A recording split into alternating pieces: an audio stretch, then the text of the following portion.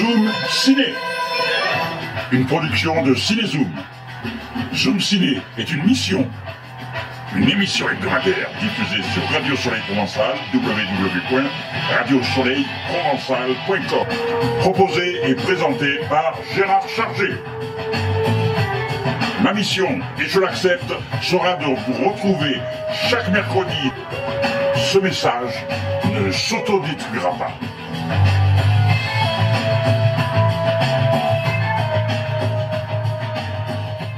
Juste c'est énorme, Cinézoom. C'est maintenant.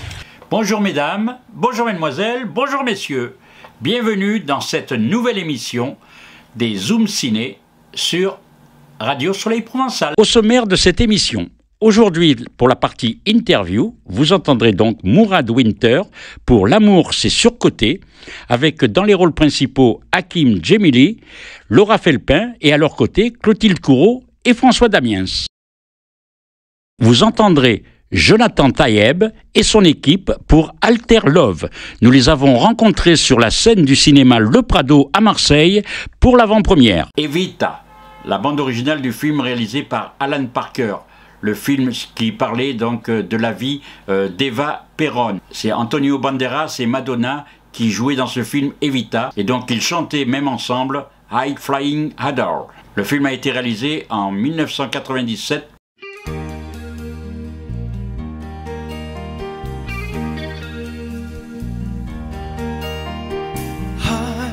Flying adored, so young, the instant queen, a rich, beautiful thing, of all the talents, a cross between a fantasy of the bedroom and a saint. You were just a backstreet girl, hustling and fighting, scratching and biting. Flying adored, did you believe in your wildest moments all this would be yours, that you'd become the lady of the moon? Were the stars in your eyes when you crawled in at night? From the bars, from the sidewalks, from the gutter theatrical. Don't look down, it's a long, long way to fall.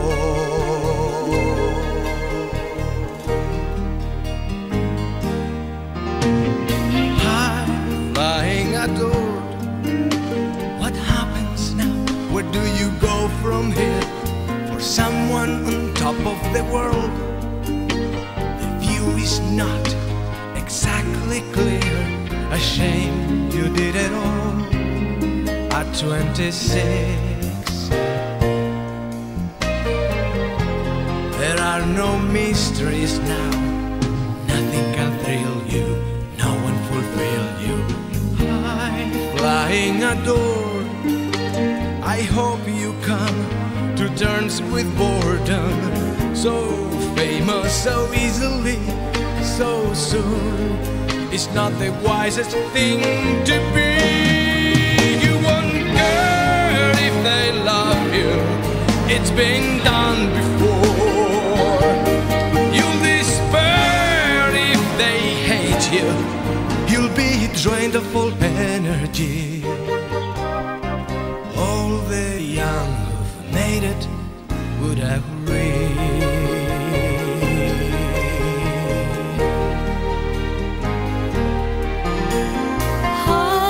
Flying adored, that's good to hear, but unimportant. My story's quite usual. Local girl makes good words famous man. I was stuck in the right place at the perfect time. Filled again, I was lucky. But one thing I'll say for me, no one else can feel it like I can.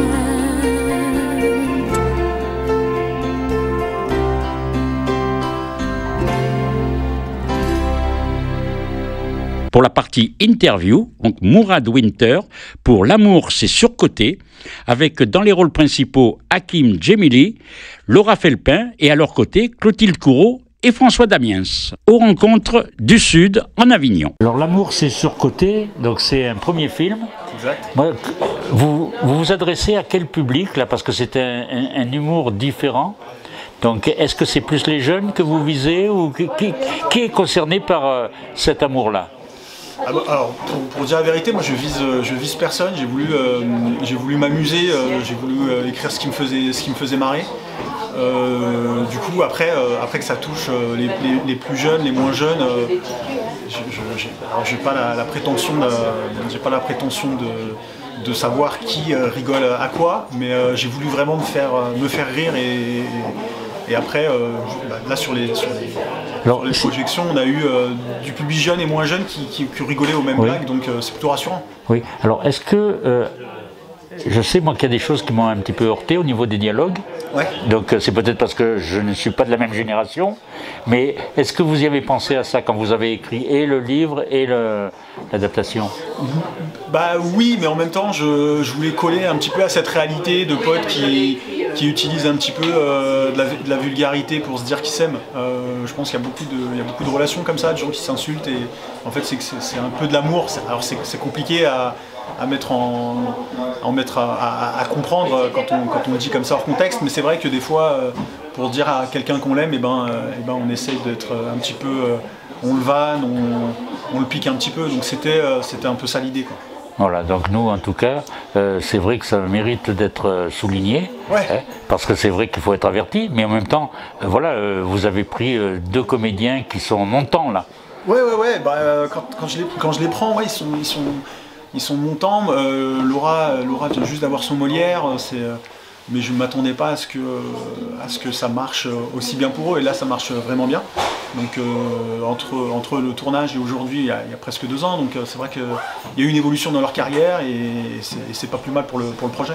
Hakim et Laura, comme on les voit dans le film, c'est les spectateurs qui ne les ont pas vus sur scène, ça veut dire qu'ils vont les voir comme c'est leurs fans qui les voient sur scène, avec les mêmes caractéristiques de personnages ou de vannes, parce que moi je ne connais pas, donc c'est pour ça que... Non, c'est pas pareil, parce que bon, c'est pas les mêmes formats, le format stand-up, le format seul en scène, et puis la fiction c'est complètement différent, donc en vrai, eux ils ont vraiment leur univers sur scène avec ce qui les touche, ce qui leur parle.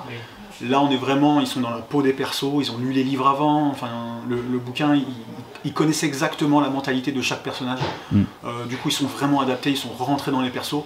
Après il y a des facilités de dialogue et puis de génération qui fait qu'ils se sentaient vraiment concernés. Ils avaient l'impression non pas de jouer mais d'être les personnages du bouquin. Donc ça facilite les choses. Mais c'est vrai que sur le spectacle, sur les stand-up c'est complètement différent, c'est des thèmes différents, c'est plus des thèmes sociétaux. Sur Hakim, sur Laura, elle joue beaucoup de personnages sur son spectacle. Je crois qu'elle le joue plus, avec lequel elle a eu un Molière. C'est complètement différent, mais ça reste. Après, dans l'interprétation, dans le jeu, c'est vrai que c'est beaucoup eux. Et j'avais besoin de ça, parce que j'avais besoin qu'ils se sentent à l'aise avec déjà dans leur relation. Parce qu'ils passent beaucoup de temps ensemble aussi, de toute façon, entre les moments où on tourne et les moments où ça tourne pas. Enfin, un comédien, c'est quand même beaucoup de temps d'attente en loge ou dans les parages. Du coup, ils ont été ces gens-là, ils ont été les acteurs, mais sans pour autant sortir de qui ils sont, quoi. Les dialogues étaient les mêmes que dans le bouquin, ou vous les avez adaptés? Ouais, j'ai dû adapter. Vous avez mis plus à notre... au niveau d'aujourd'hui, par rapport à... Bah oui, parce qu'en fait sur le bouquin c'est quand même un bouquin, c'est omniscient, donc on a beaucoup le langage du perso principal, on est dans sa tête, donc ça il y a sa façon de parler. Là, vu que on est sur de la fiction, on n'est pas dans ce registre-là, il fallait aussi que je réadapte un petit peu les dialogues. Enfin, ils ont suivi les textes, ils ont été au maximum, ils ont fait ce qu'il fallait faire, mais j'aime bien aussi qu'ils prennent du plaisir, moi, sur le plateau, parce que je pense que en fait, c'est des métiers passion, donc si on leur laisse pas la possibilité sur une comédie de s'amuser, j'ai pas envie de les brider, quoi. Moi j'ai beaucoup de mal avec les registres, enfin les films qui restent sur un seul registre. J'aime bien mélanger un petit peu les genres. Je pense que on est dans une époque où tout le monde aime un peu de tout, on touche à tout. Et je pense que se cantonner à la comédie, au drame ou au film d'horreur, ça ne marche plus à mes yeux. Je pense que, moi j'aime bien prendre l'exemple de Succession, la série, qui n'a rien à voir avec une série comique, mais où j'ai rigolé comme jamais. Parce qu'en fait, c'est juste les dialogues qui sont marrants. Et moi, j'aime bien amener des histoires de la vie du quotidien, et ce que j'ai essayé de faire avec ce bouquin et ce film. Raconter des histoires du quotidien, mais avec des dialogues marrants, sans pour autant finir avec un nez rouge et une peau de banane au sol, quoi. Je pense qu'il y a d'autres manières de créer de la comédie que juste amener des séquences fortes de blagues et de scènes comiques. Je pense que maintenant, ça passe par les dialogues, quoi. Et j'avais envie de ramener ça, quoi, en plusieurs styles. C'est pour ça qu'on est entre la dramédie, la comédie, et puis surtout la comédie romantique, quoi, l'histoire d'amour qui prend le pas sur tout ça. Moi, c'est comme ça que je voulais le bosser. Après, c'est sûr que sur une heure, ça peut être assez dense sur 1h40. Parce que l'histoire d'amour est quand même centrale, et c'est par l'histoire d'amour qui règle son problème avec la mort de son meilleur ami et cette place du deuil. Donc, et puis moi j'avais besoin, quand j'écris le bouquin, j'ai envie de traiter de l'amour, mais dans sa tridimensionnalité, que ce soit le couple, la famille et les amis. Parce que c'est un peu comme ça que moi je vois l'amour, c'est vraiment, faut pas se cantonner juste le couple, et généralement il faut un peu des trois pour être heureux, donc c'est comme ça que j'ai voulu bosser. Enfin, que j'avais bossé le bouquin et que je l'ai adapté après sur le film. Le bouquin, au bout d'une semaine, j'ai 5-6 propositions. Je m'étais même pas posé la question de l'adapter, quoi. Qui est le même titre, je m'étais pas posé la question, et puis on me contacte, on me propose, et donc une prod qui me dit, bah tu réalises. C'est quand même, pour un premier film, on m'a laissé un peu faire ce que je voulais. Tu sortirais avec un mec qui me ressemble, genre un peu à la même tête? Non. Bah moi non plus. Hein. Ça faisait pile 3 ans que j'avais perdu mon meilleur pote. J'avais un truc à me prouver. Les seules fois où t'as concrétisé, c'était des plans Ice Mark. C'est bon, je suis discret, c'est tout. Enchantée, je m'appelle Madeleine. Moi, c'est les pancakes. Très marrant, ça. Tu vois, qu'est-ce que je t'avais dit? Il s'est encore inventé une nana, lui. Mais t'inquiète, arrange pas, on va ken. Hein. Quoi? Pourquoi t'as tout ça, là? Allez. T'es une prostituée. Mais... Toi, je te préviens, pas de vanne raciste. T'as cru que j'étais un animal ou quoi? T'es un animal, ouais, frère. T'es un animal. J'en connais un qui va encore envahir un nouveau pays. Mon zob. Tous tes frères sont déjà casés. Toi, ça en est où? Tu sais, moi, j'aime bien les femmes indépendantes, libres. Putain, mais t'es sérieux là, Guy Georges? Quoi? De garder les yeux ouverts pour m'embrasser? On les a ouverts en même temps. J'ai dit à mon père que je venais avec mon mec. C'est le garçon dont je vous ai tant parlé, papa. Que sa présence est vraiment requise ici. C'est pas un camp de migrants. Pardon? Ah, c'est une blague. Vous pensez que je suis amoureux? Mais vous savez, c'est pas une insulte d'être amoureux. Je te jure, je me sens bizarre de ouf. Profites-en, frère. Vous, les jeunes, vous rencontrez sur Tinder. T'as dit quoi, papa? C'est les sites de rencontre à Zobé, là. L'important, c'est de ne pas avoir peur de tomber amoureux. On arrête tout, on stoppe tout. Vous êtes des fous, furieux. J'arrête. Bonne nuit. Tomber amoureux, enfin moi je pense que c'est les seules choses qui nous permettent de tenir et de survivre, et la vie est cool, mais elle est dopée quand on est amoureux, donc moi c'est ce que j'aime amener à l'écran. Le côté antagoniste, tout ça, moi je m'en branle. Moi ce qui m'intéresse vraiment c'est l'amour, et c'est pour ça que je veux raconter, enfin Pied de nez c'était un peu ça, quoi, de raconter ce surcoté, mais en fait pas du tout. À la fin du film on se rend compte que pas du tout, et que ça reste traditionnel finalement. Ouais, bah ouais, complètement, mais après c'est dans les vieux pots qu'on fait les... On va pas réinventer la vie, quoi. Ouais. Ça peut paraître cliché, ça peut paraître tout ce qu'on veut, mais on réinvente rien, on fait c'est que du réassort ce qu'on fait, donc maintenant après c'est chacun amène sa petite pierre à l'édifice et à sa façon. Moi j'ai essayé de le faire à ma façon, et puis j'espère que ça va plaire. Et justement, pour un mec comme moi qui a envie de bosser sur l'amour du point de vue d'un mec, c'est encore plus, je veux pas dire c'est plus facile, mais vu que ça n'a pas du tout été, je vais pas dire que ça n'a pas été bossé, mais c'est moins connu. On voit vraiment les comédies romantiques. Moi, quand je regarde une comédie romantique, elle est vachement dans le prisme d'une femme, et je l'ai jamais vu pour un mec. enfin très peu, et du coup c'est assez facile en fait d'aller chercher des émotions chez quelqu'un, que ce soit un mec ou une nana. Je pense que faut trouver les mots justes et avoir et puis avoir aussi cette confiance du comédien. Moi, Hakim, on se connaît parfaitement. C'est plus facile de bosser avec Hakim que de bosser avec un autre. Pour moi, c'est pour ça que ça a été une évidence de bosser avec lui. Parce que je savais très bien qu'il allait comprendre ce que je voulais raconter. À mes yeux, il n'y a pas assez de comédie romantique du point de vue d'un mec Et puis c'est là aussi ce que j'essaie de raconter, c'est cette... Il y a beaucoup de... Enfin, il se cache, tout le film il se cache, et puis à la fin, il y a cette libération, mais on se cache beaucoup. Enfin, moi le premier, je vois... Et puis maintenant, je suis en train d'élever j'ai un petit garçon à la maison, donc je suis en train de voir aussi comment il cache ses émotions, ses sentiments. Je trouve que justement, c'est une zone folle qu'on peut bosser, et c'est peut-être le moment, c'est peut-être l'époque. Moi je vois mes potes les plus marrants sont généralement les plus fissurés, donc les blessures qu'on cache avec de l'humour, et on essaie de... La vie n'est pas à la hauteur des fois, donc il faut savoir trouver des artifices, et je pense que l'humour c'est le meilleur artifice, ça fait ses preuves je pense. Et que maintenant, moi c'est ma façon de... Enfin sur ce personnage-là, ça a été ma façon de le rendre un peu plus touchant. Je suis monté 2 ans à peu près sur scène, je fais un peu de stand-up, mais c'était assez facile parce qu'en vrai, c'était que de la blague. Là c'est différent, là je vais sur des sujets un peu plus marquants, un peu plus touchants, donc c'est toujours un peu difficile, je suis toujours pas à l'aise avec ça. Du coup je préfère envoyer au casse-pipe mes comédiens. Faut laisser la place aussi aux gens talentueux, je pense qu'il y a des gens plus talentueux que moi pour ça, et c'est à eux de faire le boulot quoi. Les plus anciens, les plus professionnels, ils arrivent sur le plateau, ils peuvent rester, ils n'ont pas besoin de doublure pendant qu'on fait les lumières ou autre, ils restent sur place. Enfin, moi j'ai été marqué par le professionnalisme de Clotilde et François. Ils arrivent, ils connaissent leur texte, c'est carré mais d'une force. Donc pour moi c'était encore plus facile, et puis ils ont aussi cette faculté à être gentils. Avec un nouveau réal pour son premier film, vraiment j'ai eu, surtout avec Clotilde, on est devenus vraiment assez proches, on se parle souvent, et puis pareil, la première fois que je lui propose le rôle et on doit discuter du scénar, et on se voit, et en fait pendant 3 heures on parle de la vie, et on s'est rendu compte que c'est peut-être même mieux de commencer par là, comme ça maintenant on se connaît vraiment, et on va attaquer le scénar sur une prochaine séance. Mais en fait, il y a eu ce truc de match où on se dit, de leur côté, ils m'ont fait confiance, et moi j'apprends en fait à leur contact quoi. Puis François, nous on a eu la chance de l'avoir parce que il est très pote avec Laura. Moi, on lui a fait la proposition, il a accepté directement.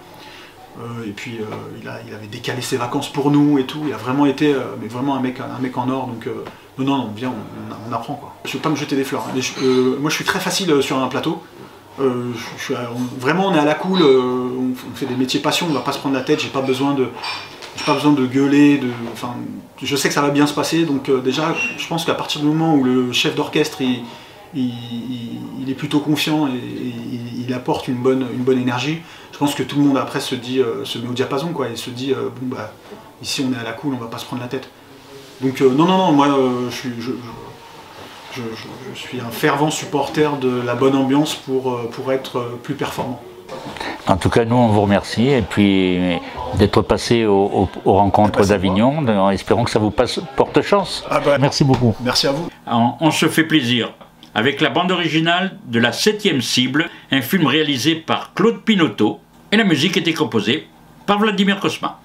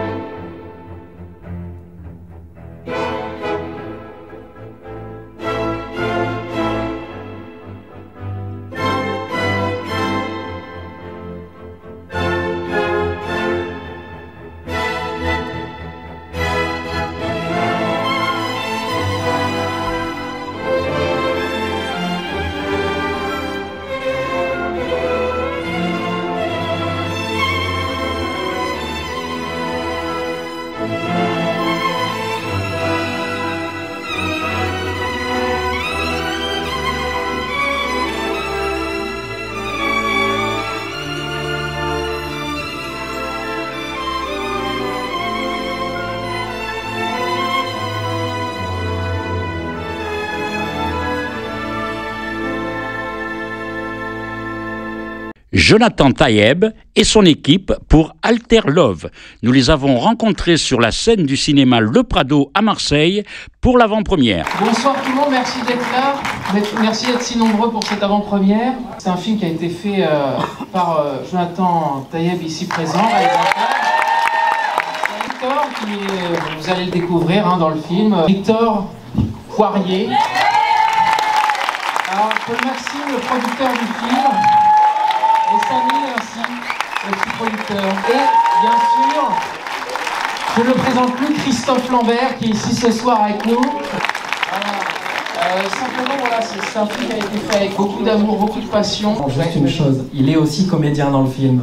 Désolé, je parle de rien. Ça a été fait en 10 jours. Jonathan est coutumier du fait, il a déjà fait des films comme ça, un peu avec cette énergie d'envoyer en 10 jours un film, quoi. C'est assez louis, donc c'est une histoire d'amour dans Paris. Tu vas passer une nuit dingue. Et demain matin, tu vas me raccompagner au métro. Après m'avoir offert un petit déjeuner au goût après acre. Je reviens tout de suite. Pourquoi il est parti, le mec? Je sais pas, peut-être que si toi tu savais, tu fuirais aussi. Je suis prêt à rater toute ma vie. Pour réussir toute cette... Oh, waouh! Si c'est ça ma description, tu matches ou pas? Ouais. Vous êtes un des plus beaux couples que j'ai jamais vus. Et ça fait combien de temps que vous êtes ensemble? 10 000 ans.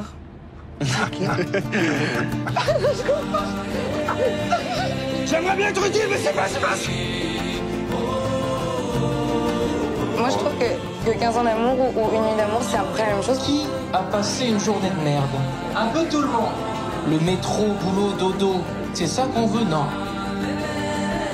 Vous allez vivre une expérience tout à fait extraordinaire. J'adore être avec toi. J'espère juste que tu peux comprendre que toi, rien avec moi. Moi, je pense surtout qu'il faut qu'on se paye un super moment, qu'on rangera sur notre petite étagère de souvenirs, bien empilée, bien poussiéreuse, qu'on finira par chérir du fin fond de notre EHPAD.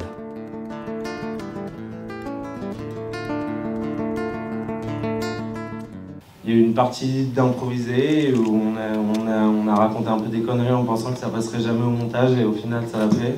Mais voilà, mais quelque part, malgré toute l'improvisation, on est resté quand même très proche du texte. Ouais. Mais tout ce qui fait rire dans le film, c'est l'idée de Victor. Bonsoir. Moi, j'aimerais savoir quelle est la première... Je suis là au premier rang. Quelle est la première motivation pour faire ce film? Est-ce que c'est un constat sur les rencontres d'aujourd'hui? Si vous pouvez développer. Non, j'ai toujours un peu de mal à répondre à cette question parce qu'il y a quelque chose de très intelligent à dire sur les rencontres d'aujourd'hui, le virtuel, la profondeur de l'amour et tout ça. Mais en vrai, le point de départ du film, il est vraiment financier et matériel. C'est-à-dire, qu'est-ce qu'on peut faire pour pas cher et vite? Un film qui se passe en une nuit avec deux personnages, autant parler d'amour et d'un homme et d'une femme. Et puis après, les éléments se mettent en place petit à petit et évidemment se dévoilent des intentions, des idées, et on se rattache à un fil. Mais le vrai point de départ, il est dans cette prise de décision-là. La réalité, en fait, c'est que ce film, il retranscrit ce qu'on est en train de vivre aujourd'hui. Toutes ces relations qui vont à la va-vite et qu'on prend et qu'on jette. Et en fait, on parle d'une jeunesse qui est en pleine souffrance, en pleine tourmente, et qui a du mal, en fait, à trouver des repères. Et c'est vrai que le jour où Jonathan l'a présenté, le jour où il m'a parlé du film, tout de suite, j'ai accroché. Et tout de suite, je me suis rendu compte qu'on vit dans une époque où tout va vite. Dans ce film, il y a 2 scènes de bisous, mais rien d'autre. Et il est extrêmement douloureux, et au plus on avance, et au plus on se rend compte que cette souffrance, en fait, qu'il partage, c'est quelque chose qui est présent au quotidien. Et le fil conducteur, pour répondre à ta question, en fait, c'est de voir en fait une évolution entre un homme et une femme et comment cette histoire elle évolue et jusqu'à où elle finit. Et il y a plusieurs interprétations dans la manière de voir le film, mais c'est réellement en fait une partie de vie où on va vivre avec eux pendant un laps de temps et vivre en fait une relation actuelle. Et lorsque j'ai lu le scénario, je ne suis pas parti, on n'avait pas d'idée de budget, et j'avoue que ce que Samy a décrit comme intention, c'est ce qui m'a motivé à suivre le projet de Jonathan, indépendamment de tout ce que tu as pu dire. Et donc il y a une vraie histoire, et je me suis, malgré mon âge, je me suis senti très concerné par ce qui est raconté pour observer les jeunes aujourd'hui, et j'ai trouvé l'intention suffisamment forte pour tenir le projet jusqu'au bout, quel que soit le budget. C'est plus ou moins une autre façon d'apprendre l'amour. Alors qu'est-ce que ça veut dire une autre façon d'apprendre l'amour? Ça faut voir avec Jonathan ce qu'il en pense, mais en tout cas c'est un point de vue sur ce qu'est l'amour en 2025, on l'attend en 2024, mais je pense que c'est encore d'actualité, sur cette façon qu'ont les gens de se rencontrer, une espèce d'autre façon de voir l'amour, je pense. Et de deux surtout, parce qu'on en parlait tout à l'heure, je l'ai encore jamais raconté cette anecdote. Je suis arrivé, il m'a dit oui, je cherchais un mec, ton agent m'a envoyé des photos, machin et tout, et en voyant les photos, j'avais l'impression que tu étais beaucoup trop beau pour le rôle, mais en te voyant là maintenant, c'est bon, ça va. Je suis rassuré. Voilà. Et je pense que c'est à partir de ce moment-là que je me suis dit que je voulais absolument travailler avec lui. Pour être honnête, le casting était quasiment terminé, et je ne sais pas pourquoi, le hasard, la magie, on a prolongé le casting, on a accepté de voir Victor en plus, et ça a balayé tout ce qu'on avait vu avant, une bonne dizaine de jeunes acteurs. Donc contrairement à lui, c'était pas parce qu'on était à court d'acteurs, mais parce que vraiment il a dépassé de loin ce qu'on attendait. On a commencé le tournage avec une idée en tête, assez claire, un budget clair, défini, qu'on ne devait surtout pas dépasser. Et M. Koskas, à côté de vous, a peut-être, je sais pas, décuplé le budget après le premier jour. Donc ça a quand même offert d'autres possibilités pour décadrer un petit peu plus. Et ça nous a emmenés dans une voie beaucoup plus royale. Donc Steadicam, c'était Mirax, on a tout pris, quoi. Tu te rappelles, Gilles? Qu'est-ce qu'on fout là? C'est quoi au fond le chemin blabla? Quand je rappelle le concept, les chansons, les paroles, le blabla, mais pas n'importe quel blabla. Le vôtre.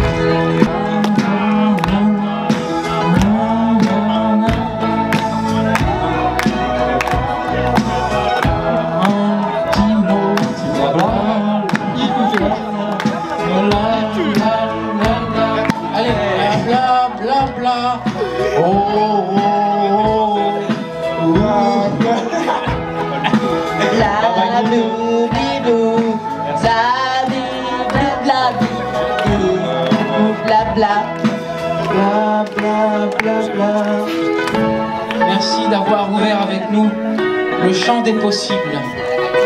Parce que le champ des possibles, c'est nous. Merci. C'est toi.